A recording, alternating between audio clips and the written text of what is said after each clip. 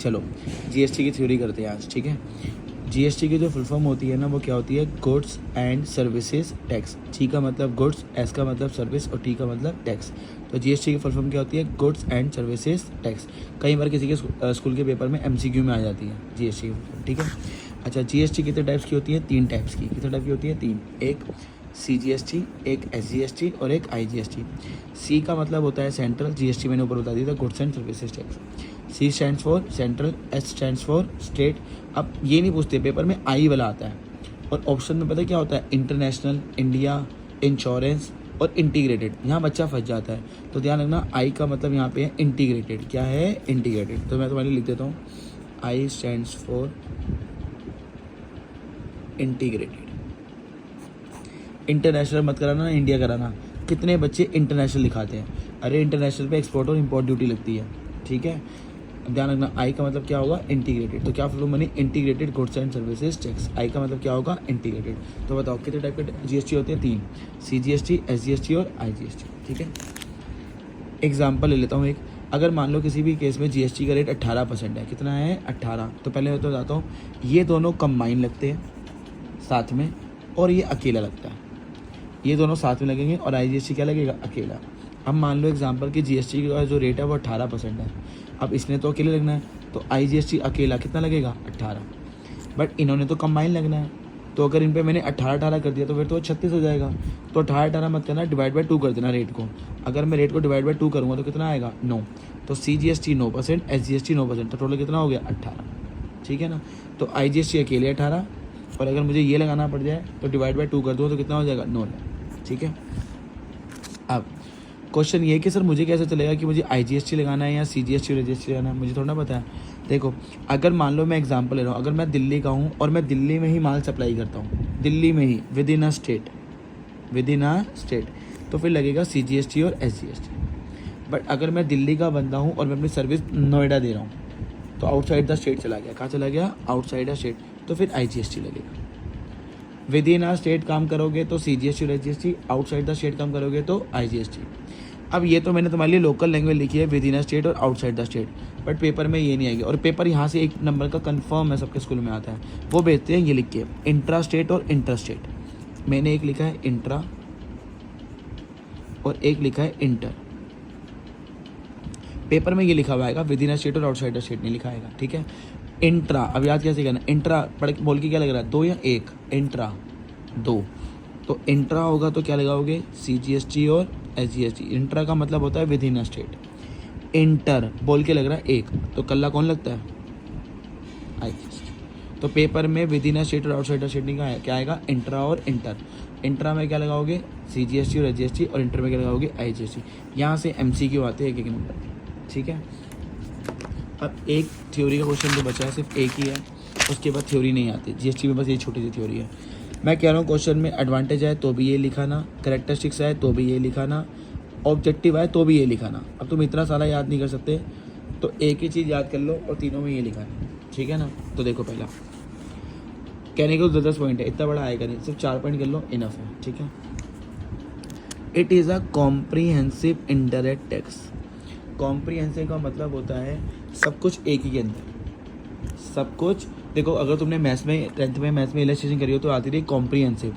Comprehensive का मतलब है सारे जितने भी टाइप के क्वेश्चन है सारे एक ही में आ गए, उसे कहते थे कॉम्प्रीहेंसिव। क्या कहते थे, जीएसटी से पहले क्या होता था, सर्विस टैक्स लगता था, वैट लगता था, ये सारे इंडायरेक्ट टैक्स होते हैं। इन सबको हटा दिया, इन सबके जगह एक ही बंदा आ गया, जीएसटी। क्या आ गया, तो गुड्स भी आ गए, सर्विस भी आ गई।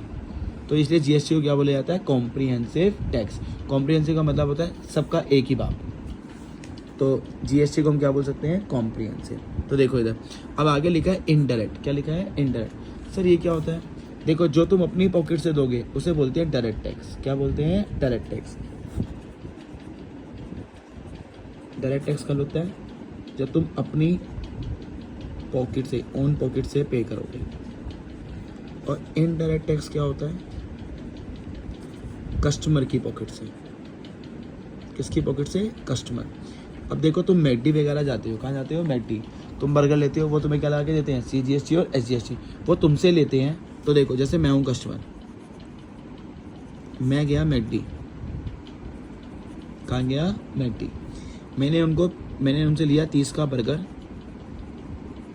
और 2.5 रुपये CGST, 2.5 रुपये SGST, ये CGST, ये SGST, तो टोटल मैंने उन्होंने कितने पैसे दिए, 35।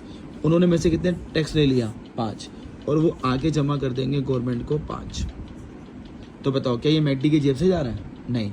तो GST जो होता है वो क्या होता है, इनडायरेक्ट टैक्स, क्योंकि वो कस्टमर से लेते हैं और आगे गवर्नमेंट को दे देते हैं, ये गवर्नमेंट, तो इसलिए क्या बोला जाता है, इनडायरेक्ट टैक्स। तो पहले बताओ पहले पॉइंट में क्या पढ़ा, एक तो GST क्या है, कॉम्प्रिहेंसिव, सबका एक ही बात, अब एक ही टैक्स बन गया, और दूसरा क्या है, इनडायरेक्ट टैक्स, क्योंकि कस्टमर से लेते हैं और आगे गवर्नमेंट को पे कर देते हैं। इधर देखो भाई, GST हैज़ रिप्लेस्ड, तो मैंने बताया GST ने किस को रिप्लेस करा है, सर्विस और वैट को।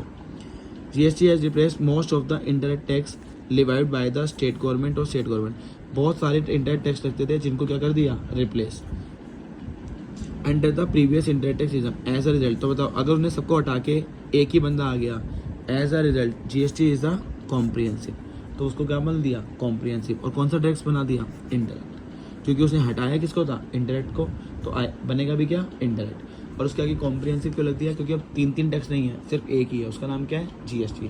तो जब एक ही लगता है उसे कॉम्प्रिहेंसिव बोलते हैं, पहला। अब दूसरा बड़ा इंपॉर्टेंट और बड़ा अच्छा भी है, it can be collected by the registered tax payer. अब बताओ, पढ़ा तो मैं भी रहा हूँ बच्चों को, पर मैं तो अपने बच्चों से GST नहीं ले रहा, जबकि मैं तो सर्विस दे रहा हूँ। मैं क्यों नहीं GST ले रहा, क्योंकि मैं रजिस्टर्ड नहीं हूँ। क्या नहीं हूँ, रजिस्टर्ड होने के लिए टर्नओवर 40 लाख होनी चाहिए साल की। कितनी होनी चाहिए, ये तुम्हें याद नहीं करना, ये तुम्हें मैं प्रैक्टिकल बता रहा हूँ। जिसकी सेल 40 लाख होगी पूरे साल की, उसको GST के अंदर रजिस्टर्ड होना पड़ता है। क्या होना पड़ता है, रजिस्टर्ड। अब मेरी कोई सेल 40 लाख नहीं है, कितनी नहीं है, 40, तो मैंने रजिस्टर्ड ही नहीं हूँ। तो जब मैं रजिस्टर्ड ही नहीं हूँगा तो मैं अपने कस्टमर से GST भी नहीं लूँगा। इसलिए जब मैं पढ़ाता हूँ तो मैं GST बच्चों से चार्ज नहीं करता, क्योंकि मेरी सेल जो है टर्नओवर कितनी नहीं है, 40 लाख। ठीक है, अभी तो देखो, GST can be collected only, कब कलेक्ट करोगे, if the seller, supplier word मत करना, सेलर वर्ड याद करना, if the seller of the goods और सर्विसेज और both is registered under GST। तुमसे GST वही मांग सकता है जो कहाँ पे रजिस्टर्ड होगा, GST। चलता फिरता बंदा नहीं ले सकता, जो बंदा GST में रजिस्टर्ड होगा वही बंदा तुमसे GST क्या करेगा, चार्ज। दस GST can not be collected, कौन कलेक्ट नहीं कर सकता, charge by the person who is not registered under GST। तो जो बंदा GST में रजिस्टर्ड नहीं है वो तुमसे GST भी चार्ज नहीं करेगा। तो तुम देख लो तुम्हारे आजू बाजू की कॉलोनी में जितने भी ट्यूटर हैं वो तुमसे कोई भी GST चार्ज नहीं करता। ठीक है, आप सुने थे, सर मुझे कैसे भी चलेगा कौन रजिस्टर्ड है कौन नहीं। भैया तुमने देखा होगा मैकडी के बाद दुकान पे लगा होता है, बिल के ऊपर GST नंबर लिखा होता है, तो जिसके पास GST नंबर होगा तुम्हें बिल में लिख के देगा।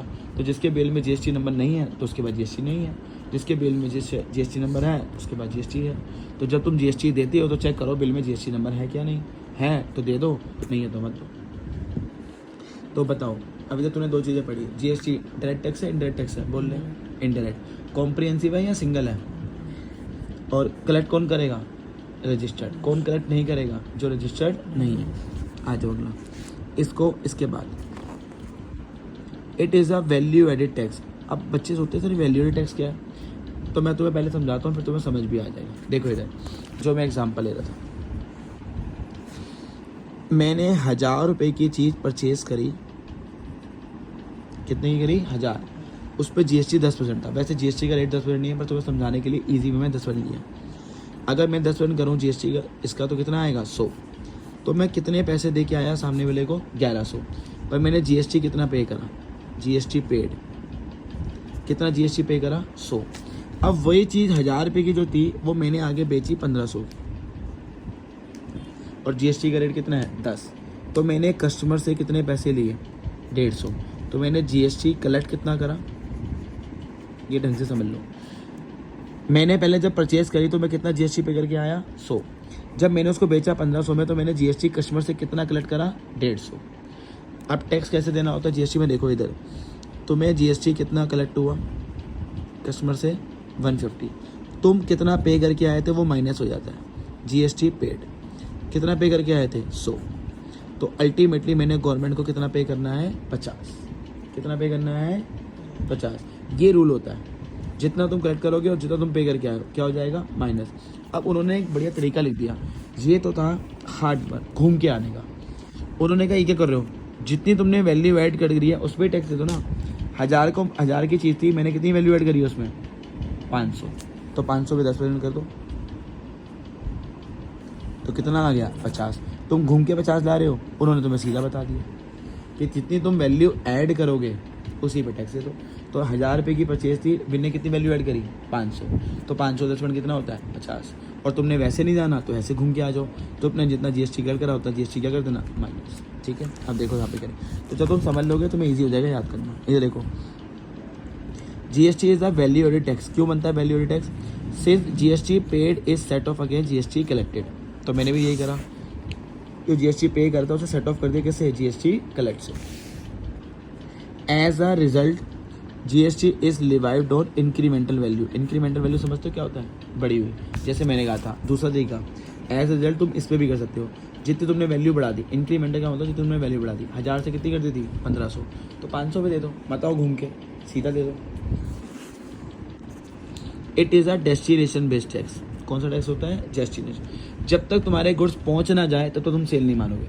जैसे मैंने यहाँ से भेजनी है लक्ष्मी नगर, तो जब तक मेरे गुड्स लक्ष्मी नगर नहीं पहुंचेंगे तब तक सेल नहीं मानी जाएगी। तो डेस्टिनेशन क्या है? जैसे ही वहाँ पे पहुंच जाए, मतलब पहुंच गए, अब तुम जीएसटी रिकॉर्ड करो। जैसे example, GST is charge every time.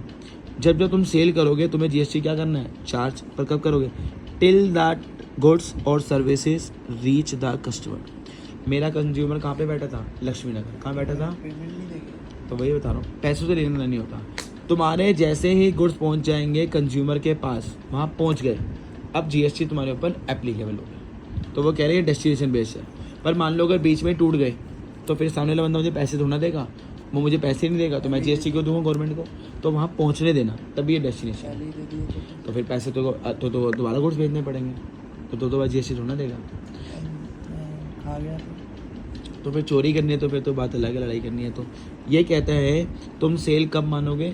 जब गुड्स क्या करेंगे? पहुंच जाएंगे, रीच द कंज्यूमर। ठीक है भाई, 10 it is a destination based. तो ये 4 पॉइंट कर लेना बस, ठीक है।